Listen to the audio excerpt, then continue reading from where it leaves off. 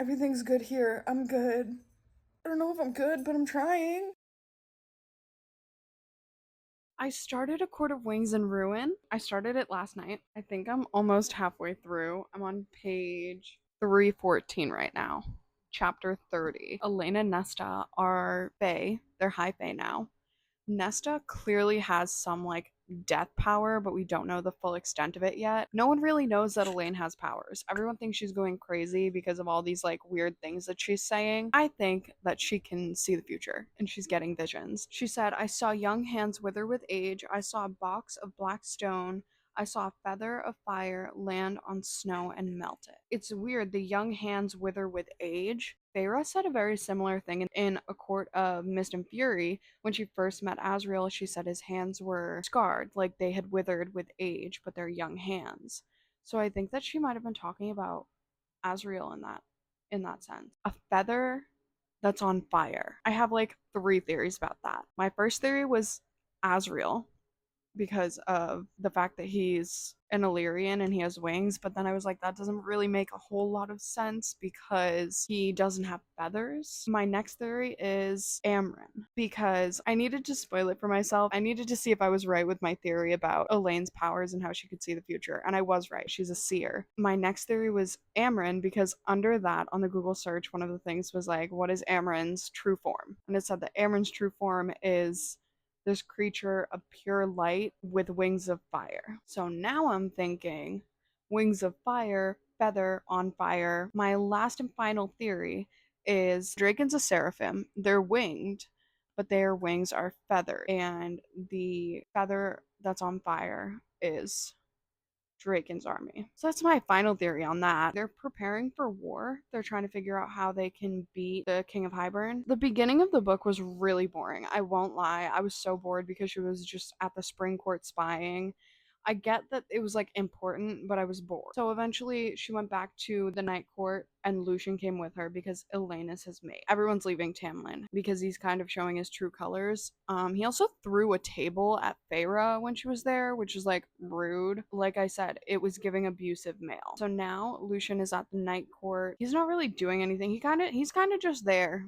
He's kind of just existing. He just wants to be near Elaine. And I will say, I did spoil it for myself. I know she doesn't end up with Lucian, but I also don't know if she ends up with Azriel because that's what I was more like worried about. I wanted that spoiled for me. I want to know if she ends up with Azriel because I support that. I support that with every fiber of my being. Her and Azriel would be so good together. And I think he's like kind of offering her like a comfort person and like he's being that comfort for her that she needs. And Lucian is not. Lucian, honestly, like I know he's trying his best to not be overbearing and whatever, and he's not really hanging out with her. But when he does, it does seem overbearing. It's like you need to calm down. You know what else needs to calm down? Every other page, Sarah J. Maas wrote a vulgar gesture. She means we know what the vulgar gesture is. You don't need to say it every other page. That's like annoying. What was annoying before that was the whole my mate thing. Like, I get it, they're mates. I think we got it when there was a mating bond involved, but she's like kind of weaned off of that and now it's just the vulgar gesture constantly. So, I don't know. What I do know is I'm excited. I'm literally fangirling over Cassian and Nesta right now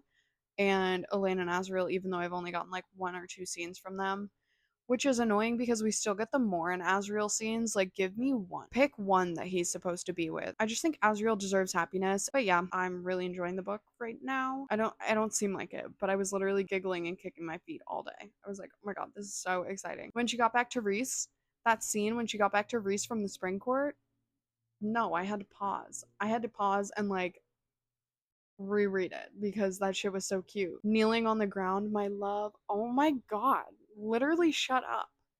Shut up. If I ever have a boyfriend and I go to pick him up from the airport and we aren't bawling and sobbing on the ground and he doesn't put his hand on my cheek and say my love in the most loving way possible, in the most admirable way possible, in the most devastating way possible, if he doesn't say that, I'm gonna tell him to get on the next flight back to where he's from. I only expect the highest quality here.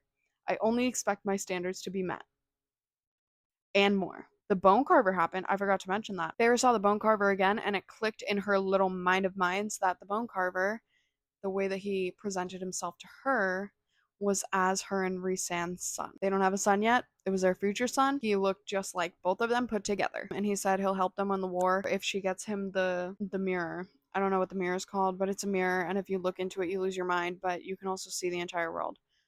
I don't know. Nesta took something from the cauldron, though. She is a brave spirit, because she said she went in there and she took something. She said, I was not letting it take me if I didn't take something back. Okay, girl. Big slay. Nesta, you are an inspiration to us all. You never give up. We all love you, though. That's all the updates I've got for now. The book is calling me. Okay, bye. I think it's literally crazy that I keep saying I want to see more of this person, I want to see more of this person, and then the next chapter, I get it. Cassian and Azriel both showed up at the house. He took a muffin and he said, morning, Nesta, Elaine. Elaine just looked at Cassian and she said, he snapped your wings, broke your bones. Cassian said, it'll take more than that to kill me. And Elaine just looked at him and said, no, it won't. So then Azriel took her out to the garden because everyone was like done with her shit. Like, girl, literally shut up. We don't need to know that. I don't need to know that Cassian's gonna die. Anyways, Cassian looked at Nesta and said, ready for some flying, Ness? And he and she goes, don't call me that. And now he's gonna call her that for the rest of her life. Oh, her eternity is gonna be so much fun for him. Anyways, that's all I got. I literally read 2 pages since the last time I talked to you guys. I'm enjoying every second of this. Big slay. Azriel just figured out that Elaine's a seer because no one else could figure it out. Nesta and Feyre were just not attacked, but kind of like attacked by 2 of King Hybern's people, and they called themselves the Ravens or whatever. Elaine had mentioned previously that 2 ravens were gonna show up, 1 black, 1 white, and they did, and they're dead. It's fine. Rhys handled them, and that weird thing at the bottom of the pit of the library handled them. We don't know what that thing is, but Cassian does. Elaine just said that the queen is gonna come. The queen might come. And everyone was like, what queen? And she was like, the one cursed. And so they thought it was the one who was cursed with, like, age. So the queens that were in alliance with Hybern, one of them went into the cauldron after Nesta left and took whatever she took from it. She got cursed with old age, and it was, like, the youngest one. So they were like, is it that one? And she was like, no, it's the one with the feathers of flame. So now I'm thinking, again, feathers of flame, I'm thinking it's Amren. That's just because I spoiled it for myself. I don't actually know if it's Amren, but I do know that her true form has feathers of flame. So I think that she's talking about Amren. But Azriel was like, because Lucian had asked, does she need anything? And Azriel was like, she doesn't need anything. We're the ones who need a seer. And that's what she is. So they just had that big meeting with all the lords. The whole thing was basically just a big drama party. Tamlin came in and was being all dramatic, and then Baron, the lord of the Autumn Court or whatever, also dramatic as hell. There was no reason for him to be that dramatic. Like, the vibe I got from him was child. Like, actual child. I honestly wish that Feyre had killed Baron, but that's just me. The other ones, except for Tamlin and Thesan, are like they're like gonna help. They're gonna stand with her. But yeah, that's all the update I got. I'm on page 446. So I've read like 300 pages, I think. I'm gonna keep reading though. I'm gonna keep reading. Is Helion really Lucian's father?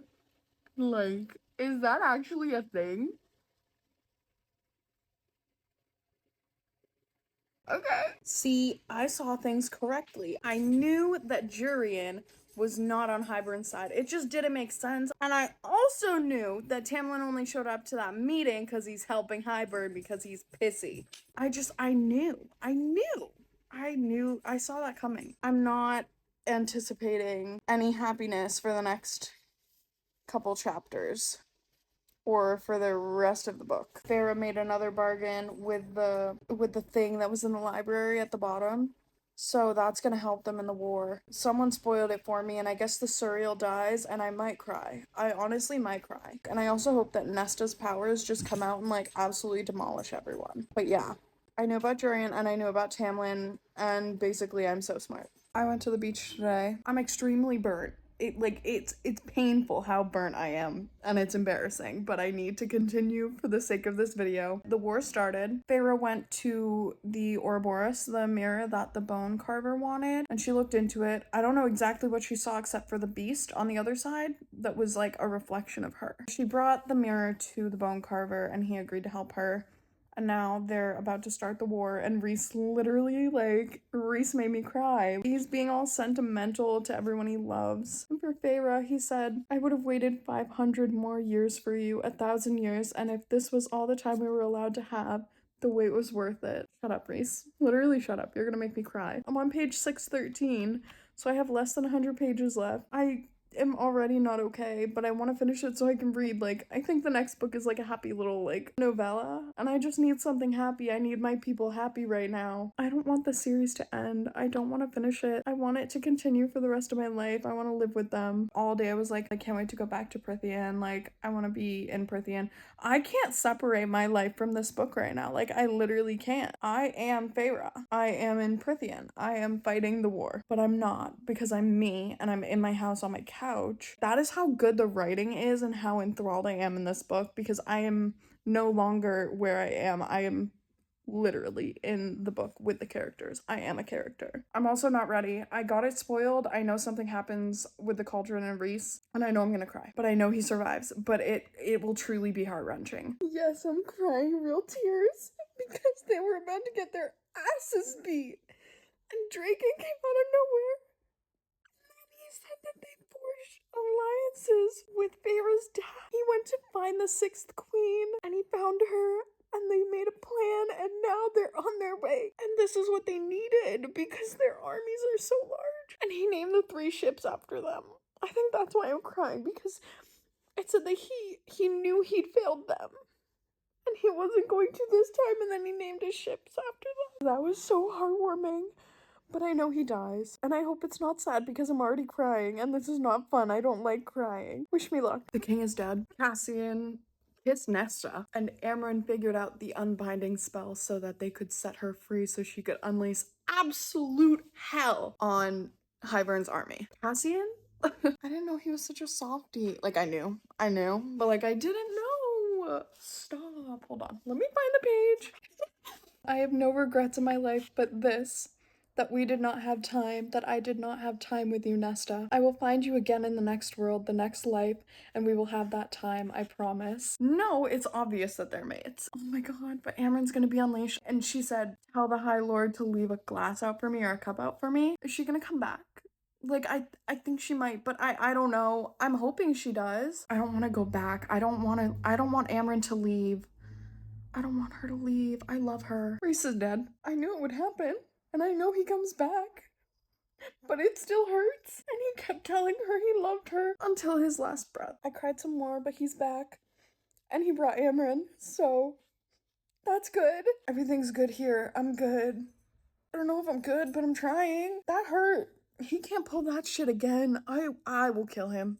I will kill him. Let's talk about A Court of Wings and Ruin. This was really good. Not my favorite in the series. Court of Mist and Fury is definitely, I think, my number 1 in the series, but this book was really, really good. You still see Feyre going through everything that she was going through in the last book, but it's gotten a little better. It's less of her growing. It's more action focused. So this is very, very heavily focused on the war. You do get a lot of Nesta and Elaine, and that is so, so great. I literally loved having, like, Nesta and Elaine around, and also seeing Nesta and Cassian. Yes. Yes. Immediately, yes. I loved it. I'm gonna say, I said this before, I'll say it again. I will continue saying it.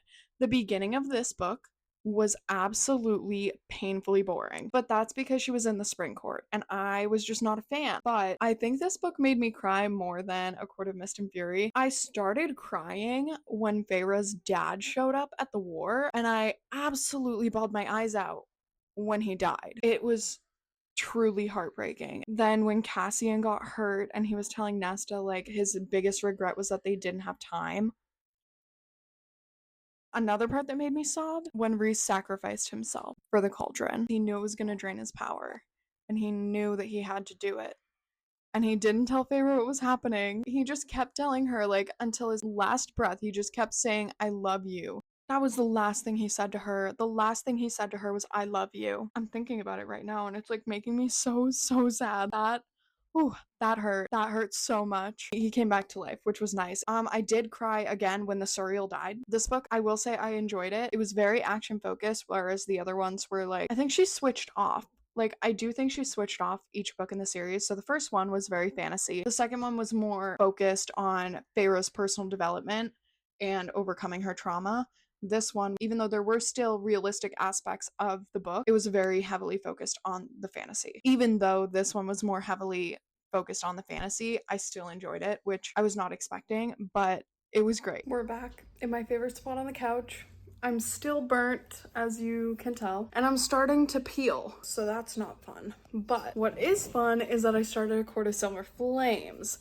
A Court of Frost and Starlight, I read that in like a day, and there's not really much to update on. It was okay. It was just like a happy, quick, like, here, they're like peaceful for these 3 months. We're in A Court of Silver Flames right now. I'm like 115 pages in. It's from Cassian and Nesta's point of view. I will say I don't like how it's third person. I think it's called third person. I'm not a fan of how everything else was from first person and now they're changing the narrative. Basically, Nesta's been drowning her sorrows in wine, men, and just not feeling anything. Feyre's finally cutting her off. She's like, you know what, you're cut off. You can either go back to the human lands or you can stick to this like kind of like program that they made for her. So she's supposed to train with Cassian every day and then work in the library. And she was like, I don't want to train with Cassian. I don't want to live at the House of Winds. I don't want to work in the library. She didn't really have a choice in it. Either that or she goes back to the human lands.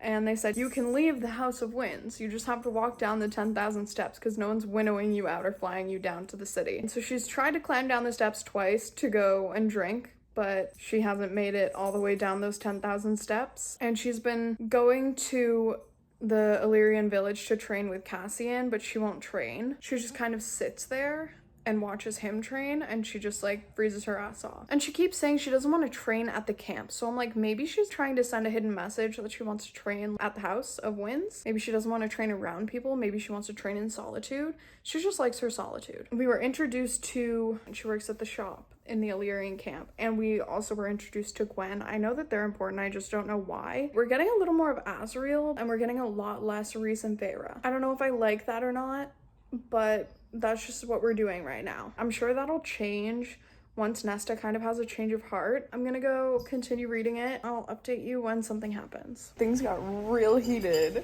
in the hallway just now. But Nesta can be a real bitch telling Cassian he's quick off the mark. Like, girl, the man's been wanting you for like years and you're gonna tell me he's quick off the mark? He's finally getting what he wants. Don't judge him if he's quick off the mark. And we all know that you wanted that too. Why do you have to be rude? Just let it happen. But it was spicy. Wait, I loved it. Okay, I have a theory before I continue on the book because I have a feeling I'm gonna know the truth about the theory very, very soon. Rhys has had this like weird protective barrier over Feyre since the beginning of the book. Everyone's like, why won't you, like, she's literally at the house, why won't you take it down? And I think he has that impenetrable shield around her because she's pregnant.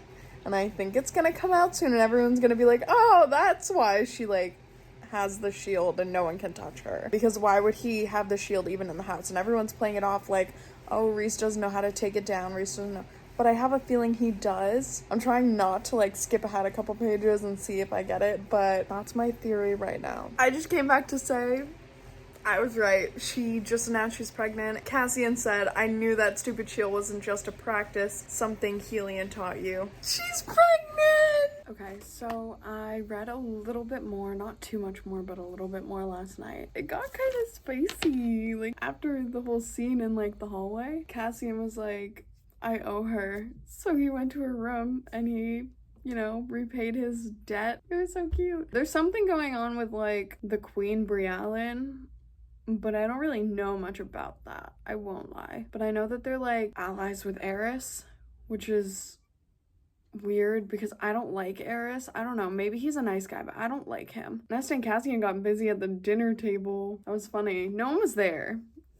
Actually, Azriel walked in, like, maybe 2 seconds after. Nesta finally got Gwen and Emery to work on the training, and they like did their first day of training. They're literally sitting there like talking about smut because Gwen had asked Emery if she likes to read, and Emery was like, yeah, I have nothing else to do at the Illyrian camp, So I just read and garden. Nesta was like, oh, what do you read? And they were talking about how they read smut. And Emery's like, oh my God, like what books like who's your favorite author? What books have you read? We just found out the baby has wings. I already knew that the baby had wings, but just like finding out hurt a little more, like made me a little worried. Reese is so scared and so protective right now, and that's making me scared. But also Nesta and Cassian are alone right now. Like in this next chapter, it starts off and they're alone. So I'm hoping that something good comes out of that for me so that I don't continue to worry about Feyre and Rhysand. And she can't even shapeshift because they don't know how the baby will like react to it. They don't know if it's dangerous for the baby. So I'm like, damn, she's really just carrying a winged baby inside of her. Dear God. It kind of reminds me of like when Bella got pregnant in Breaking Dawn. Everyone was like worried. They didn't know if changing her would like cause the baby any harm or anything.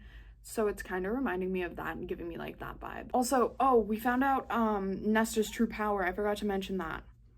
It's pure death. And we only found that out because she had a bad dream after she tried to like do that like locator spell and find where the mask was, because they're looking for these 3 like really powerful objects and one of them is a mask. So she was trying to look for the mask. Instead, it kind of like woke up the cauldron, and then she had a really bad dream and she was submerged in this like icy fire. Like it was blue fire, but it wasn't warm, it was cold. Rhys had to come and help. They put out the fire. Asriel and Cassian were like, what was that? And Rhys is like, her power, it's pure death. And I was like, go Nesta. Honestly, that power suits her so well. That power fits her. That makes sense. It adds up. But now she's alone with Cassian, and I think they're eating dinner together. I'm gonna go enjoy them eating dinner together, and I'm hoping that there's more than just eating dinner. So I guess Nesta is thinking about starting up the Valkyrie again. That's why she's having all these priestesses train, or that's why she wanted them all to join. Her and Cassian have... yeah. They've done it multiple times. The other books weren't as spicy. This book is the spiciest out of all of them, in my opinion, in my personal opinion. They found the mask. So I guess because Brialyn has teamed up with Koschei. Brialyn's the queen that actually went into the cauldron. She's teaming up with Koschei, who's a death god. Koschei was like, I need you to go get the deadly trove items. And there's 3 items. There's a harp, the crown, and the mask. I don't know what the harp does. I know that the crown can control people's minds and get people to like follow you. The mask can raise the dead. You can have an army of dead people. She didn't expect to find it where she found it. They went to the woods because that's where she did like the locator spell, and that's where it said it was. It said it was in the woods in the middle where all of the creepy creatures are. That's where the weaver's cabin was. That's like where the mountain is, where everyone was stuck under the mountain. She goes there with Cassian and Asriel, and Asriel gets shot by an ash arrow by some of the Autumn Court army that Baron has pledged to Brialyn. So Cassian drops Nesta off in a tree and just leaves her there and is like, don't get down, stay here, I'll come and get you. They're gone for like 30 minutes and Nesta's freaking out because she's like, oh my God, Cassian could be dead. So she gets down from the tree and she's like, where do I go? She hears a voice in her head that's telling her to run away. She's like, where? No, if I'm running, it's towards Cassian. Like, it's towards my man. But he's not her man because she said it's solely hooking up. Like, there's nothing else to it. We know that that's not the case. We know that they like each other. We know that Cassian is down bad for her. So she sees this, like, lake in front of her. This bitch goes up and looks in it, hears the voice, turns around, looks back. There's 2 black eyes looking up at her. What the fuck was that? And then all of a sudden this creature comes out of the fucking swamp pond and it sits in front of her. You know how a dog sits with its legs and then it's like paws in front of it? That's how I imagine this thing sitting, except it's like it has humanoid features, like arms and legs and a face. She said it was the face of a man, but it was creepy and it was smiling at her. If you've seen the Smile movie, that's the smile that I pictured, that like vicious, creepy, nasty ass smile. And then it said words to her in a language that she didn't understand. And then it grabbed her, dragging her under, and he kissed her and blew air into her mouth. Ew. Ew. That happened twice. She reached her powers out to get the mask. The mask came to her, and then all of the dead soldiers at the bottom of the lake rose and killed the thing that got her, the Kelpie. They killed it. And then she walked out of the water holding its head because for some reason she has a thing with holding the dead people's head. And then she took the mask off and Cassian grabbed her and then they brought her back to Court of Nightmares. Everyone's amazed that Nesta did that. And then she said that the Kelpie said words to her. And Reese is like, it talked to you? And I guess it said, you're so pretty, I'm gonna make you my bride and then my supper. So that was weird. That was kind of yucky. I think ew. Cassian had taken her to this, like, brought her to, like, the swordsmith so that she could see how swords are made. The swordsmith let her hammer some of the swords and daggers, and then he dropped off the daggers a couple days later at Reese's doorstep. They're cursed. Cassian told her, and she got really upset because she's like, everyone's keeping this from me. That's fucked up. Agreed, sister. Agreed. It is fucked up. But you didn't have to go crazy like that, because then she went to Amren's. She walked down the 10,000 steps and started yelling at Amren, saying, why would you do this? Why would you try to keep that from me? You were supposed to be my friend. And Amren was like, girl, I'm literally so done with you. And then Feyre showed up and Feyre was like, okay, let's not fight. And Amren was like, really? They're also keeping secrets from you. No one told you that the baby is gonna kill you? Feyre was so upset. Cassian was with Reese when Feyre found out. So Cassian went and grabbed Nesta and then took Nesta to the woods. And now they're hiking. I don't know if they're gonna run into some random weird freaky creature in the woods, or she's gonna do some real internal healing. She's also like not talking to him. She hasn't said a word to him the entire 3 days that they've been hiking. Kind of annoying. But you know what? Whatever. You go, girl. You think on what you did. That's all I got for now. Okay. Last and final book, Court of Silver Flames. I love this so much, I even broke the spine. I don't think you can see it, but I broke the spine in so many different places because I genuinely just needed it like completely fully open so I could see every single word on the page. I broke that spine. The last time I checked in, Cassian had taken Nesta on that hike in the woods. They completed the Valkyrie training. Nesta, Emery, and Gwyn, they all completed the course together. Nesta and Cassian got into a really big like argument. Cassian was like, do you not realize that we're mates? Like, are you not seeing that? She was like, accepting the mating bond for me means accepting that I am no longer human, that I am a fairy, and I just can't do that. And then she went to Emery's and Gwyn showed up. They all had like a big sleepover at Emery's. They were reading books, they hung out together, and then they all went to bed. And in the middle of the night, Illyrians came in and took them. They were dropped in the woods for the rite. It's literally all men fighting to get to the top of a mountain to be declared a part of the Illyrian army after their training is completed. All 3 girls were dropped in, but they were all dropped in separate areas, so they had to like find each other, and they did. They ended up making their way to the mountain, but there was like this guy who was completely against these girls. I think it was Emery's cousin, and he was like, you guys can't win this. You guys are females. Like, he was so sexist. They were so close to being at the top, which is like, you're basically declared like the highest form of an Illyrian warrior. Emery's cousin was like right behind them and he was literally gonna murder them. Nesta then told Emery to take Gwyn to the top of the mountain, touch the stone so that they could leave because they'd be winnowed right out. Nesta was like, let me do this one last thing for you. Even if I die, let me do this because you guys are my friends. She was standing there fighting against Emery's cousin. She was in the middle of a fight and Cassian came and like killed him. Cassian had gone to spy on Princess Brialyn. Princess Brialyn knew that she was being spied on. When Cassian got close enough, she put the crown on her head. And then she ordered Cassian to like go with her. So when he killed Emery's cousin, Brialyn had control over him because she was wearing the crown. She ordered him to kill. Then he like turned the knife on himself. You're joking, Cassian. Like you're kidding right now. You're joking with me. Tell me this is all just a fucking game. Please. She killed Brialyn. She took the crown. And then she turned around and Cassian like turned over and he actually didn't stab himself. Feyre was having the baby. And I cried during this part. I actually like kind of like sobbed. Feyre's about to die. The baby's about to die. And Reese is about to die. They're about to lose 3 people. Nesta now has all the 3 powerful objects that she needed to find. So she puts all of them on. She stops time and she gives all of her powers back to the cauldron. She saved Feyre. And then everyone lived happily ever after. But I know there's another book. So no, not everyone lived happily ever after. But I was so happy that I finished it. This is my second favorite book of the series. And like I said, I think Sarah J. Maas alternates between what she focuses on in each book. The 5th book was focused on personal development, but this time it was focused on Nesta's personal development. Not only was she dealing with the grief of losing her human life and everything that she believed in as a human, but she's also dealing with the grief of her father, who she actually kind of hated, but he was killed right in front of her after he had done this really selfless thing. She's dealing with all that and she doesn't want to talk about it.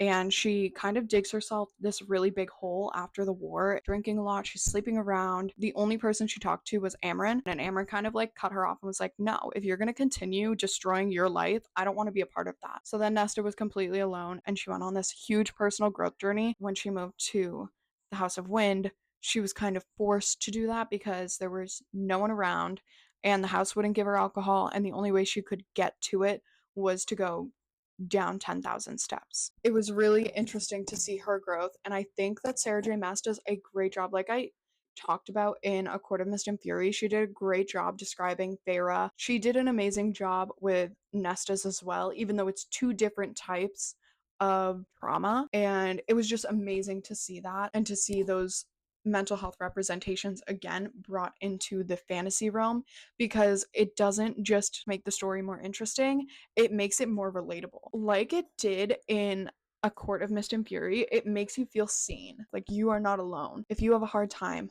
and you enjoy reading, a lot of the time you read books to get out of reality, to get out of your head. Sometimes it's hard to read a book and get out of your head when the book has trauma that you relate to, or some mental health that you relate to, or like depression or anxiety or whatever. It's hard to read about something that you relate to so much. It kind of defeats the purpose of reading a book to get out of your head.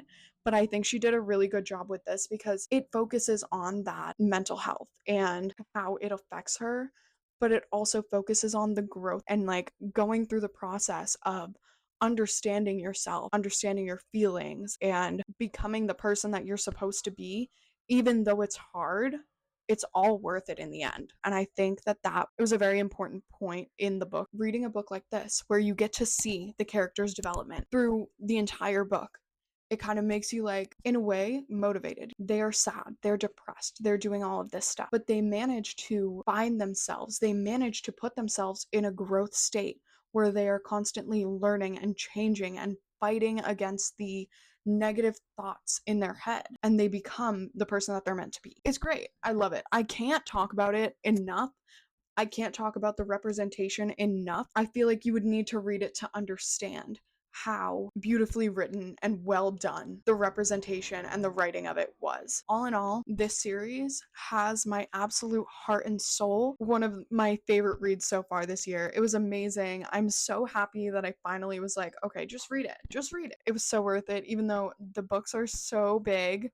Like 700 plus pages, are you kidding me? I would do it all over again if I could. I hope that my previous video, the first part of this little duology, and this video have kind of encouraged you to read it, because me, as a person who doesn't read fantasy, I genuinely got into it so quickly. This series is definitely going to be one of the highlights of my year. I am so happy that I read it, and I'm so proud of myself for reading it, because these books are big and I usually stick to my like 300 400 page books. So this was a little out of my comfort zone, but it was so worth it, and I definitely want to read the rest of Sarah J. Maas's like backlist and all the books that she's written. So if you guys want to see me do another video or another 2 videos, depending on how long the series is, on the rest of Sarah J. Maas's books, please let me know and I will gladly do that. Even if you didn't want me to, I would probably still do it. Thank you so much for watching, and I will see you in the next video very, very soon.